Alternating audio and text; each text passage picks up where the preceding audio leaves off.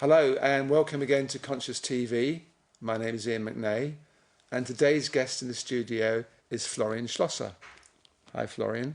Hi. And it's interesting how Conscious TV evolves because Florian is one of those people where somebody actually sent me an email saying they went to one of Florian's workshops and that we really had to check this guy out because the guy who wrote in had amazing things happen to him. So I looked at Florian's website and I liked what I saw there, and we had an email exchange, and then I went to a meeting that he had in London the other night, and that was a very enjoyable evening. So finally we have Florian in the studio, and we're going to talk about a little bit about your life and what's happened to you with your spiritual openings and how you work with people these days. Yes.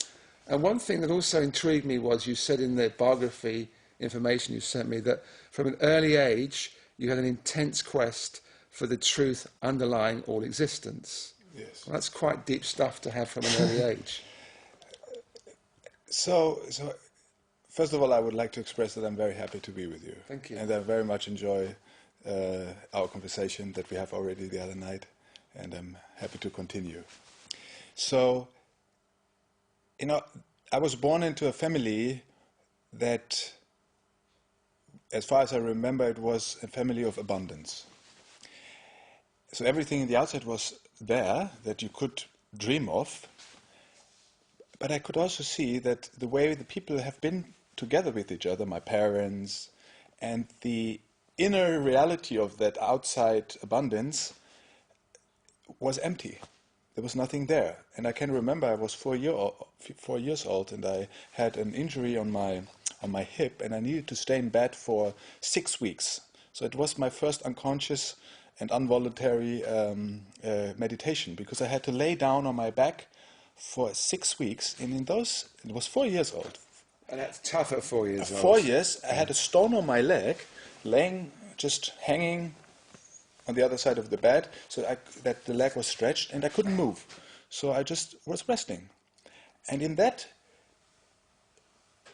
6 weeks of not being able to move, just receiving the information of my environment, which was abundance on one side, but there was a lot of struggle, unhappiness underneath. I felt a tremendous longing to find out what this is. That the outside obviously is empty in itself. And it started to never leave me alone. It never ever left me to literally sniff and to go into the things and to find out what's the essence, the truth, the underlying reality of the manifestation, which was so shining, yet it was empty. And the way the people are, and the way I experienced my parents, which I very, very much later started to understand, was not reflecting the beauty in the outside. And that was troubling me very much. And later on I became aware that it was very similar to the journey of the Siddhartha, when he left the kingdom of his father. Yes, yeah. When he suddenly saw the cripples outside of the palace. And that was my feeling. I said, wow, what is this? There must be something going on here that nobody told me. And so it started to continue throughout my childhood, throughout my teenager years. On the surface, I found myself doing the same stuff. So I tried to follow the conditioning and the ideas of my parents. And underneath, a parallel universe started to evolve. I did other things. I was dreaming of other things. So the first thing was that I was interested in music, because we were speaking about being in music. Yeah. That was the first. It was maybe in the age of 6, 7 that I discovered this love for music, which was something that filled me. It was not coming from the outside, it was something that I enjoyed in the inside. So, and that was all I knew, because there was not much offer in my outside, but I said, okay, if this is something that filled me up in the inside, this is what I'm going So when you say it filled you up on the inside, when you were 7 years old, what did that feel like? I felt something.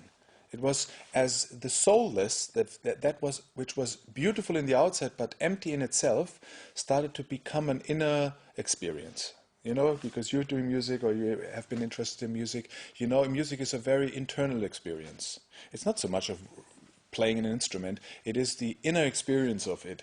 And I noticed this, that through the means, it was only a means, but what was important for me was the inner experience of being alive.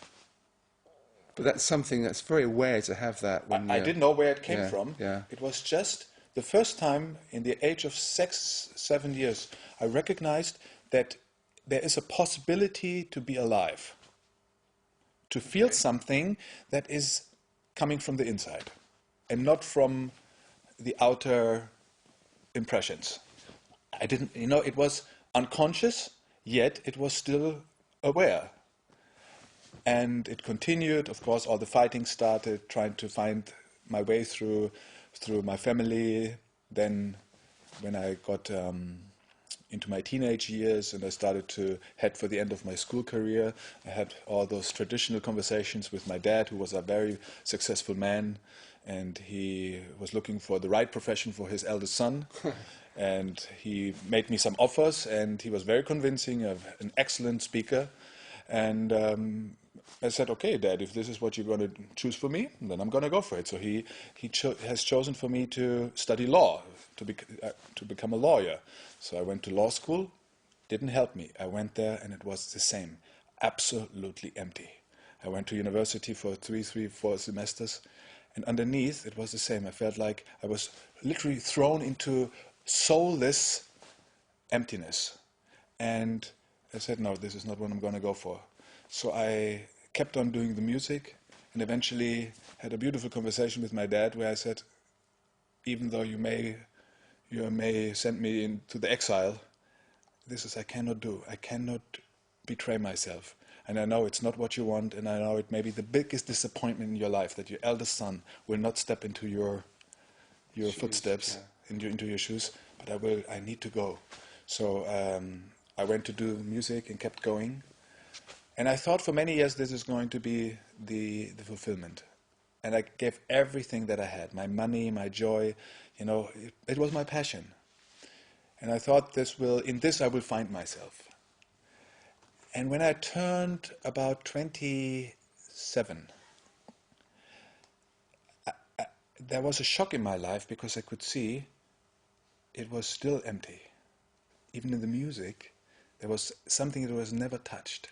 But it worked for a time. So was it like you went down another level and found the... It worked as long as I was busy. Because if you go for your passion, it keeps you busy. Okay. When you go for what you think or what you believe will fulfill you, you give everything. And when you give everything, your focus is so on this, and it continuously keeps you going for it that you hardly stop. Maybe you know this. When you love something, you don't stop. You just keep going.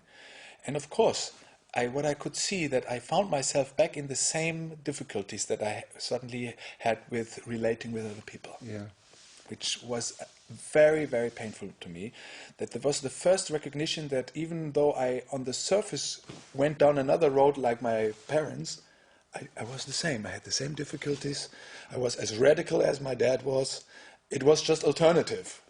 And that was pretty shocking because the way I was with others and looking there and receiving that reflection was shocking and waking me up to questioning if what I'm doing is not another trip.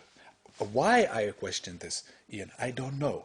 I just noticed I looked around, everything was again nice, I earned money, I fulfilled my dream, but it didn't work. No, it happens to so many people. They do fulfill their dream, and it's the excitement of getting there. Exactly. And when they get there, oh dear. Oh dear, it was so disappointing. Yeah. And I was shocked to the core to see that. Yeah. And it was in the age of 26.